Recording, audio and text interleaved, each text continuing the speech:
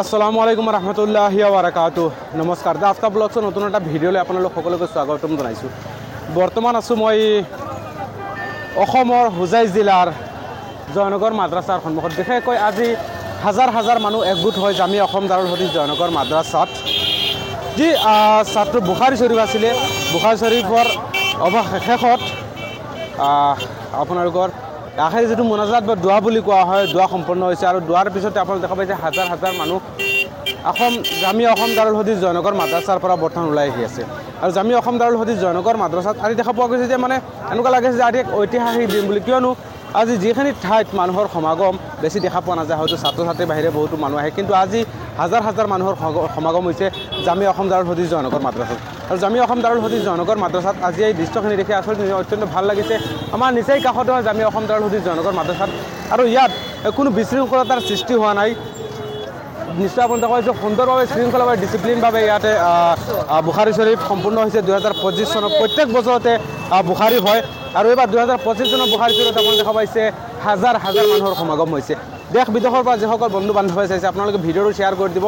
আৰু আপোনালোকক দেখুৱাৰ উদ্দেশ্যে যে জামিয়া অসম দাৰুল হাদিছ জয়নগৰ মাদ্ৰাছাত আজি 2025 বৰ্ষৰ বাবে যিখিনি বুখাৰী শ্বৰীফ হৈছে, লগতে আখেৰি মোনাজাত হৈছে বা দোৱা হৈছে, তাতে বহুতো মানুহ অংশগ্ৰহণ কৰিছে। নিশ্চয় ভাল লাগিছে। আমি আহিছিলোঁ জোহৰৰ নমাজৰ পিছতে আহি নিশ্চয় ভাল লাগিছে।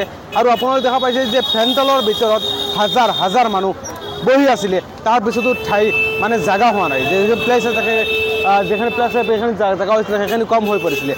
চ' যিসকলে ভিডিঅ'টো চাই আছে সেইসকলৰো মোৰ ৰিকুৱেষ্ট থাকিলে আপোনালোকে ভিডিঅ'টো শ্বেয়াৰ কৰি দিব, যাতে দেশ বিদেশৰ পৰা বন্ধু বান্ধৱসকলে দেখিব পাৰে যে জামিয়া অসম দাৰুল হাদিছ জয়নগৰ মাদ্ৰাছাত আমাৰ সকলোৰে এটা আস্থা, এটা বিশ্বাস আছে যে জামিয়া অসম দাৰুল হাদিছ জয়নগৰ মাদ্ৰাছাক লৈ প্ৰায় সময়ত মানুহে যদি দান বৰংগন দিবলগীয়া হয়, জামিয়া অসম দাৰুল হাদিছ জয়নগৰ মাদ্ৰাছাটো দিয়ে।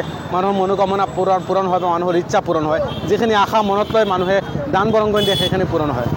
চ' আপোনালোকে ভিডিঅ'টো শ্বেয়াৰ কৰি দিব। আৰু জামিয়া অসম দাৰুল হাদিছ জয়নগৰ মাদ্ৰাছাত এইখিনি আচলতে মানুহৰ যিখিনি ক্ৰাউড দেখা পাইছে, লাখ লাখ হাজাৰ হাজাৰ মানুহ, সেইখিনি আপোনালোকে নিশ্চয় দেখিব পাৰিছে ইয়াতে। চ' আপোনালোকে ভিডিঅ'টো শ্বেয়াৰ কৰি দিব।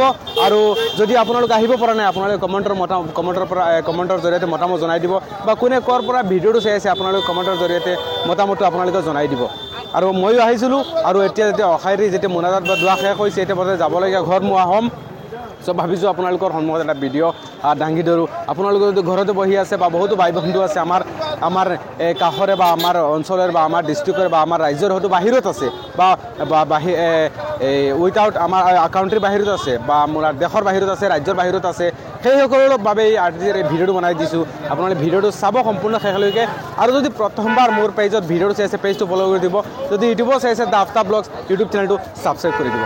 ধন্যবাদ। আসসালামু আলাইকুম। জয় আই অসম।